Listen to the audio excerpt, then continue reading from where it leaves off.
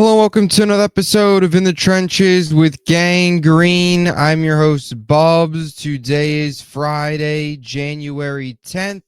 Hopefully everybody's having a good day so far today. This is episode 467 of the In the Trenches with Gang Green podcast. I thank you, as always, for joining me. Another day, another pod, and we've got some more Jets GM and head coach search news to discuss here on the program. Appreciate all of those tuning in on YouTube. Make sure to please like and subscribe. And of course, thank you to those listening on all the different audio podcast platforms that this show can be found on. Today, we're going to take a look at some of the latest news. 3 head coach favorites have been identified, according to Dan Graziano, for the New York Jets head coaching job. So we'll break down that. And I also want to get into some of the latest interviews over the last couple days here since we spoke a few days ago that have taken place, where the Jets currently stand as their long list of general manager candidates and head coach candidates continues to grow here, not even one full week into the offseason. So we'll break it all down. As always, before we begin, we got to tell you about our podcast partners, starting with our friends over at BetUS. Question of the day: who do you want the Jets to hire as their next head coach to lead this football team moving forward? Let me know what you think in the comment section down below. And if you want to get in on any of sports betting action, there's no better place to do it than with America's favorite online sportsbook, BetUS. Plus, my viewers, head down to the description of this video, click on the BetUS link, and when you click on that link, you get a 125% sign-up bonus on your first 3 deposits up to $2,000. Wild card weekend is here, and you want to get in on that action, college football playoff action. There's no better place to do it than over at BetUS. Also, our friends over at SeatGeek, if you're looking for any tickets to NBA, NHL games, playoff football, college football playoffs, anything, plays, concerts, shows, you name it, and it's your first time using SeatGeek, use promo code BUBSONSPORTS for $20 off your first purchase and get yourself out to some awesome events. And also Huga House, any of their awesome selection of hats. When you use my promo code BUBS, you get 15% off your first hat and then 30% off your second hat. So check them out and get yourself some awesome swag. Here we go, episode 467. Thank you so much for tuning in. Another day, more names, lots going on. I wanted to start, though, with the latest around the coaching search with a report that came out a couple days ago, an ESPN Plus article on just some of the favorites for the Jets, some of the latest and kind of the latest rumors, latest rumblings around the NFL going into wild card weekend, of course, starting up tomorrow. 2 games tomorrow, 3 on Sunday, 1 on Monday, and where things stand. And in the article, there was an interesting nugget on where the Jets stand from a coaching perspective. And Dan Graziano labeled his 3, what he believes, what he is hearing, is the 3 favorites to land the Jets coaching job. And these 3 names were Aaron Glenn, Brian Flores, and Mike Vrabel. And I think if you're a Jet fan and you hear those 3 names, I don't think that comes by much of a surprise, right? Aaron Glenn, or rather Mike Vrabel, is a guy that the Jets looked at, right, interviewed first before the season even ended, right? The season wasn't even over, and the Jets interviewed Mike Vrabel last week in person at Florham Park. He also had dinner with Spielman and Tannenbaum the night before. All reports came out that things were going very, very well. Now, the only thing with Vrabel, and as we all know, is the whole thing with the New England situation where the Patriots are basically just rushing their process, basically punting on the entire process of hiring a head coach just so then they can get to the point of interviewing Mike Vrabel and giving him a blank check and saying, here, take over the franchise, get us back on track, get us out of irrelevancy, which we've now been in here for about the last 3 to 4 years since, post-Brady era. And another name, of course, was Brian Flores as well, right? Got an interview, or will get an interview with the team, scheduled an interview. A guy that's well respected, a guy that feels like hopefully he's learned from his mistakes, a veteran guy, former coach in Miami, seems like a name veteran wise that the Jets could look for, and also Aaron Glenn. So I don't think any of these names are too surprising, but I think as you start to look at this list, it feels like if Vrabel's not there, it feels like in terms of what the Jets want in their coach, their front runners would probably be either a Glenn or a Flores. And if you can't get one of those guys, then you start to wonder, okay, what type of route do they go down? Do they then go down the Rex Ryan route? Do they then go down the route of hiring, I don't know, an Arthur Smith? Where do they stand with him? Also in the report did label that they still are going to talk with him. There is a connection between the two, right? Robert Saleh wanted to bring Arthur Smith in last year as an offensive assistant, but with his role not really being clear, he took the OC job in Pittsburgh. So there's that connection with the organization. I want nothing to do with Arthur Smith, but just some outside names, though. But even as this list grows, it feels like amongst the fan base, it feels like the three top names are Mike Vrabel, Brian Flores, Aaron Glenn. I could probably even make the case that Aaron Glenn's probably behind Mike Vrabel on most people's list. Now, my tier list that I made a couple days ago was my yes tier was Vrabel, Flores. My like it tier was Glenn. You guys know I want experience. That's the only thing to me. That's the biggest thing to me that separates Flores and Vrabel. Two defensive mind, or that separate Flores, Vrabel against Glenn is Flores and Vrabel both have experience, both defensive minds. Glenn, defensive mind, good coach, just doesn't have the head coaching experience. Did the Jets want to go down that road again? So just an interesting nugget there as the list continues to grow. And we'll get to some of the newest names added to the list. But it feels like those are the three. And I think it would make sense, right? I mean, I think a lot of people, we all know what Mike Vrabel brings to the table. I think a lot of people are harder on Flores or more against Flores than maybe they should be. I like Flores. You guys know that. I think some people are trying to nitpick a little too much. Like, I understand his time in Miami was not perfect, but there was also a lot of outside factors that I think went into it. And I also think people make his time in Miami a lot worse than it actually was. I mean, the guy had 2 of his 3 seasons were winning seasons. He had a 10-win season in 2020. I mean, he had a 19-14 record out of his last 2 seasons. So he kind of, in a way, record-wise, got better as his tenure went on. And since that point now, he's worked with Mike Tomlin. He's worked under Kevin O'Connell on a Viking staff here that's getting ready to play in a playoff game. He has turned that Vikings defense into one of the better units in the NFL. I'm just banking on hoping that he can be that CEO-type coach that's learned from his mistakes after kind of a tough go-around in his first time, but it still wasn't awful, right? It wasn't like it was a dumpster fire where he won 5 games in 3 years or something like that, or, went 10 in, I don't know, whatever, right? Where he went 2 years and went 8-24 or something in 2 seasons. I think ideally you're hoping that he learned from his mistakes. And I think that he has that potential to be that guy where he can be that CEO, culture changing type of head coach that also can fix this defense. Now, and his staff, I think the possibility of Flores' staff too is pretty high, because I like the idea of bringing Josh McCown in as an offensive coordinator. If you're telling me Flores' coaching staff starts with Josh McCown as the OC, I think you've got to be 100% on board with that. I think you can trust McCown. You've seen what he's done in Minnesota. You've seen how he's obviously been a big part of Darnold's success this year. Kevin O'Connell as well. Both deserve credit. But a guy that feels like he's waiting to take that jump to being an OC, Flores can kind of take over the defense. You have McCown as the OC, and you kind of move forward like that. And of course, depending on where where things stand with the general manager as well. So that's, I guess, why I'm more so on board with Flores than maybe some others. Now, another name out of these 3 names that has gained a lot of steam, and we've talked a lot about all these candidates, but that's Aaron Glenn. Aaron Glenn, it feels like over the last couple days, is gaining a lot of steam amongst the fan base.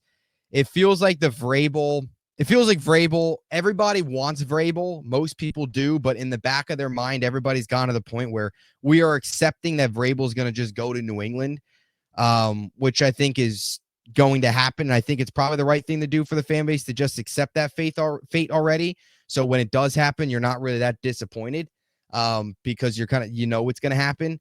But Glenn's gaining a lot of steam. And there's a clip I wanted to play here that resurfaced this week from an interview we did a little while ago. I'm actually not too sure exactly when it was, but it was on the Pivot podcast, just talking about his philosophy, talking about how he is as a head coach. And look, I want a guy with experience, but as much as the track record there tells you, you don't want a first-time DC. The Jets have tried this before. You want to go a different route. Robert Saleh just failed. He was a first-time DC. I do think Glenn and Saleh are different. I don't think it's fair to compare the two. Glenn played here as a player. He played. Saleh never played. I also think their upcomings are a little bit different in terms of how, Glenn has gone up the coaching ranks. Glenn's overall respect around the NFL is overall, what he's doing right now, I think is a lot different than the path Saleh took. I think they're two different paths. We'll see how much of that benefits Glenn, but I do just want to play this clip and talk a little bit about it because not only is he on what seems like Glenn's going to be a finalist, but also a guy that the fan base is kind of starting to rally around here as a potential name. I think, too, what helps Aaron Glenn is he rejected the Patriots interview request just yesterday, and I think that's going to win over a lot of Jet fans if you do something against the Patriots. So here was Aaron Glenn on the Pivot podcast talking about his philosophy. A little bit of a longer clip, but just want to talk about it a little bit as he is considered what feels like a favorite, and I think that's most people would agree. He's going to be one of these last guys standing to get a job with the Jets or elsewhere. No doubt. And today's coaching, man, you have to be relatable. All right? The players have to be able to sit down and talk to you and have a conversation. Man, there are so many players I'll talk to this day. Say, man, I've never had a chance to just sit and talk with a coach. I've never had a chance to have interaction and confrontation with a coach. It's almost like I got to shut up. And I said, no, man, tell me exactly what your issues are. Right, and we could talk about it. Man, me and Tracy Walker, Tracy came to my house, right, before training camp. Me and Tracy was sitting there just knocking tape out. And one day he was just quiet. And I was like, what's wrong? He said, Coach, I've never, ever had a chance to go to a coach's house. Your wife over there cooking dinner, your daughter is running around, all right, and I'm sitting here watching tape. Man, that just don't happen. And I was shocked, like, why? Right. Why can't it happen? Because you know what? As a player, man, I would love to sit down with my coach and sit there and pick his brain and watch. And so, man, that's what I want to offer to all my players, right? Dude, this is coaches over here and players over. That's not what we are, man. We right here, right? Because my job is to help you get better. That's my only job, right? My job is to create a winning environment for you, get you paid, right? Because everybody wins, right? The organization wins and you win if all those things happen. So, yeah, I'm going to sit here and spend as much time as I can with you because that's my pleasure anyway, to sit here and watch tape with you and get you better.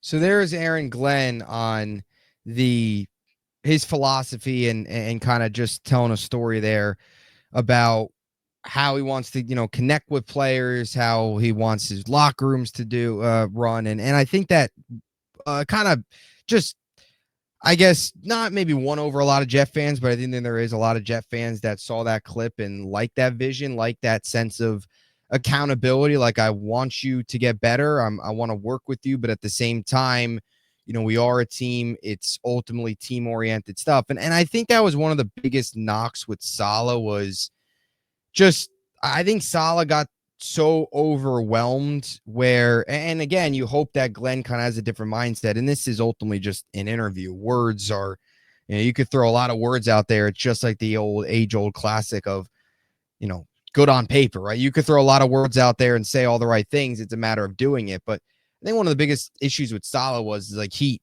hired a really bad staff and he tried to put so much of his priorities on his staff, relying on them too heavily that it kind of killed him. And he wasn't able to kind of have that really one-on-one with the players anymore. He kind of it got to a point where he had to kind of make up for his bad staff and all that stuff. And you just hope that like a guy like Aaron Glenn, who has seen Dan Campbell, right, build an amazing coaching staff that he's a part of, right? I mean, you look at the two best coordinators right now, like you talk about the best coordinator tandem in the NFL, it's probably Aaron Glenn and Ben Johnson, right?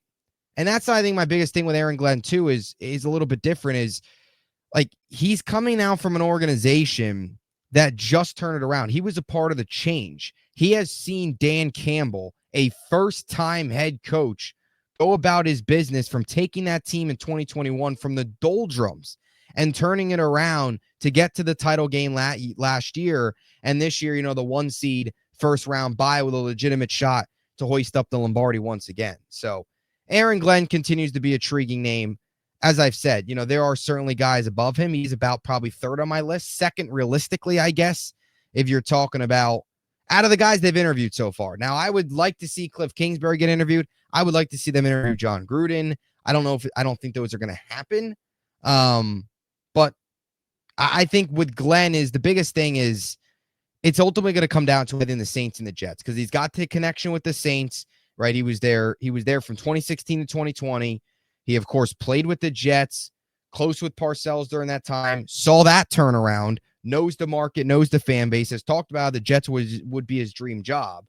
But he also has got that connection with New Orleans as well. So it feels like it could be the Saints and the Jets here for Glenn. Now, those are just some of the favorites and just some more on those names. In terms of the latest interviews, and look, I know fan bases, there is the portion of the fan base that hates this long list of names search where they're casting a wide net. And there's certainly a portion of the fan base that is okay with it, that likes it. I guess I'm probably more towards, I have nothing against them casting a wide net. I would rather them cast a wide net than kind of barely interview anybody, get a call from Peyton Manning and say, hey, Adam Gase is good, and then hiring Gase off of that, right? I would rather them actually interview guys, go through the whole process, cast a wide net, all that stuff, than rushing the process just so then they can get a coach, a general manager, and get it figured out fast. But, I mean, you talk about a wide net. They've got a wide net. Since the last time we spoke, they are now up to 13 general manager candidates. Or guys that are either been requested or already interviewed, 13 general managers and 16 head coaches, with a couple more new guys. The last time we spoke, they had 14 head coaches, 12 GMs. The latest GM was Chris Spielman, who they interviewed, special assistant to the owner with the Detroit Lions. Interesting with Spielman is he's been there since 2021. He was actually a very big part of them hiring Brad Holmes and Dan Campbell. He, in a way, kind of ran that search for Detroit, where he was able to find those guys, go through the interview process, sit in as the special assistant, kind of be like the guy, and basically give ownership his thoughts. And he's still there. He's still helping out. But a big reason why they've turned it around. So he's an interesting name. I also think what's interesting about Spielman is he is Rick Spielman's brother. So I don't think that's much of a surprise that he is getting a chance here to interview. I wouldn't be super high on my list. He doesn't have a ton of experience. This is the first time he's actually with an organization in a role. He was a head coach for some football team a couple years ago. I don't know what it was. If it was some like overseas league or something. Did play a little bit, but not too much front office experience other than what he's done here with the Lions since 2020. Now, it's been impressive. He was a big role of them turning it around and identifying Brad Holmes and Dan Campbell. But I continue to say it. I think there's some other candidates, whether you're talking about a first-time guy in Mike Borgonzi or, an Alec Hallaby or a Mike Greenberg. Those guys, I think, would probably be higher. And then, again, a guy like a Thomas Dimitroff, I think you can make that case as well. So I think Spielman, just kind of another name to add there, another name to look for. Rick Spielman's brother, throw him on the list. Don't think it happens. Not necessarily very high on my list either, but another name that was added. They also interviewed Steve Spagnuolo, the Chiefs defensive coordinator currently. Stevie Spags is an interesting one because he's a guy that a lot of people around the NFL feel deserve another chance, right? As a head coach, it has not gone well for Spagnuolo. This is a guy that has spent 4 seasons as a head coach. Now, there is a kind of a asterisk to that. The one season that he technically, his fourth year as a head coach was 4 games with the Giants, where he spent as the interim head coach after McAdoo was fired. So a little bit different there in terms of like his season with the Giants didn't really count, I guess, in a way. I mean, he went 1-4 or 1-3 in 4 games with the Giants after McAdoo was canned. But either way, it's still ugly. His 3 seasons that he spent in St. Louis back in 2009, 2010, 2011 were ugly. It included a 1-15 season in 2009. He did have a better season in year 2 where he went 7-9, but then he followed it up with a 2-14 season. So you do the math, and that's a 10-38 in 3 years with St. Louis. Now, of course, Los Angeles Rams. So his career is an 11-41 record as a head coach. That's a .212 winning percentage. I think Spagnuolo at this point in his career, I think we've learned this is just a guy that's a better defensive coordinator. That's what he is. He's made a living off of being a defensive coordinator. He's taken this Chiefs defense. When he took over, they were the 31st ranked defense in football. They are now the 9th ranked defense in football. And as crazy as it sounds, as we get ready for the playoffs, that Chiefs defense is a big reason why they're there, right? You can make the case they're the main reason because Mahomes has not had that very good of a year, as we all know. The offense at times has struggled. That defense is on another level. So big credit to Spagnuolo. I just think at this point in his career, I think we've kind of known. I mean, he has a horrid record. I mean, he's barely under a 200 win. He's barely over 200 winning percentage. I mean, the guy's won 11 games as a head coach in 52 tries. That's ugly. So nothing against Spagnuolo, but I think there's better candidates. I know there's a lot of people that think he earns another chance. I just don't know if it's worth taking that risk.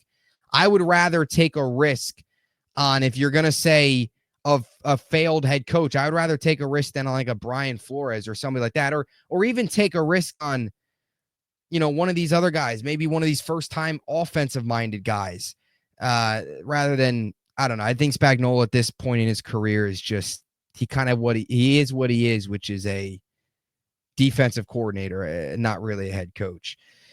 And in this other interview that they completed today, Mike Locksley, look, nothing against the guy, but this is the point of the search, right? They've got 29 names between head coach and general manager, right? 13 GM, 16 head coaches. The one thing about this process that annoys me is, where is like Cliff Kingsbury? Where is Pete Carroll? Where is John Gruden? Right. And I know that it doesn't seem like they're interested in Gruden, which I don't really know why.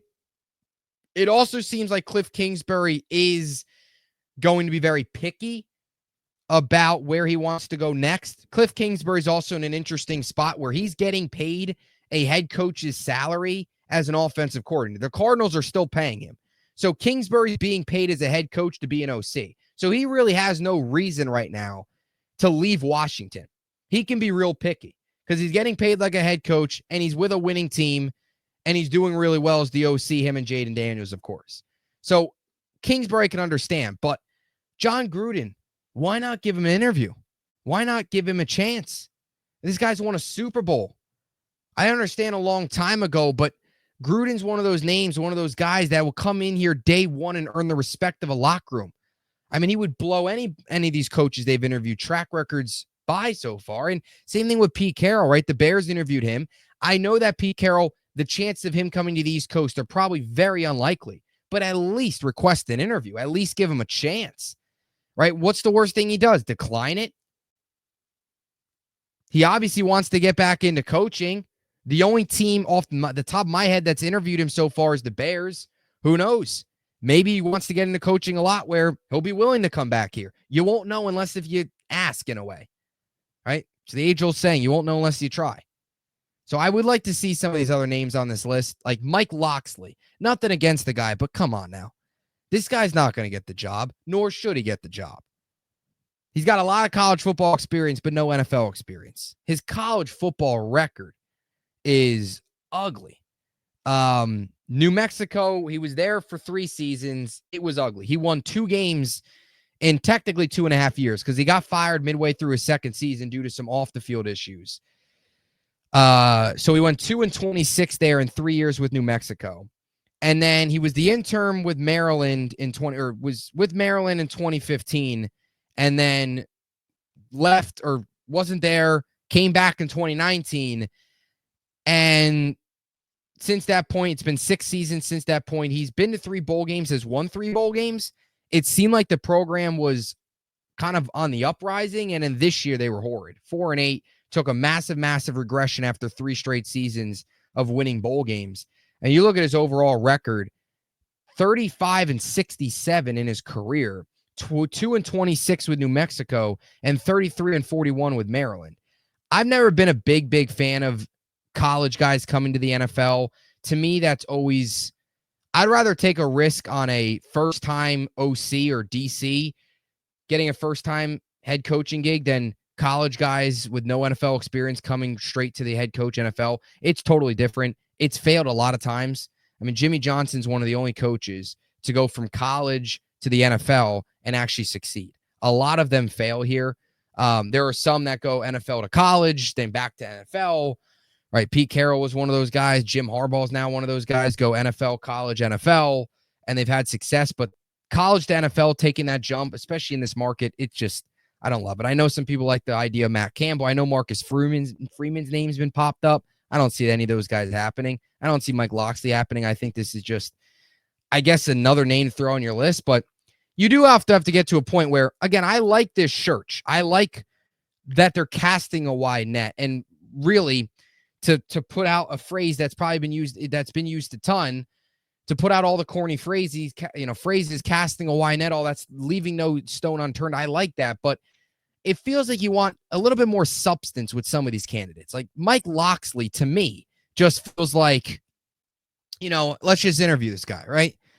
You don't also want to waste, nothing against Mike Locksley, but you don't want to waste 3 or an hour, however long these interviews are, when you could be spending that time interviewing a Gruden, a Pete Carroll, or going, one of the, right? I don't know. It feels like some of these interviews, they lack substance. Like, what would give you really any belief that Mike Locksley should even be in consideration for this job when the guy has not done much of anything, when the guy has a below 500 record in college football? It's not like this guy is, and I know he's the Alabama OC, it's not like this guy was Nick Saban that we're talking about. That'd be a different story, right? So, anyway, those are the latest interviews and the rumored head coaching favorites. So let me know what you think in the comments section down below about all of this stuff. Where do you stand right now with the Jets coaching search as we are about a week into it? I'll tell you what, it has been a crazy week. It's been a crazy week. It's been so many names, so many interviews, so many updates. It feels like the interviews are starting to slow down. It feels like here over the next 24 to 40 hours, they'll probably finalize their list and then finish up first round of interviews and then start to get into the second round interviews. I mean, we've already almost hit, it's crazy here, we've almost already hit a couple days away from really mid-January. So speeding right by. We're already pretty much 1 week into the off season here. So let me know what you think in the comment section down below. Appreciate you all so much. We'll have a lot more content coming your way. So much news coming out. So any other reports, updates, all the latest we'll have here on the pod. And until next time, JETS, Jets, Jets, Jets.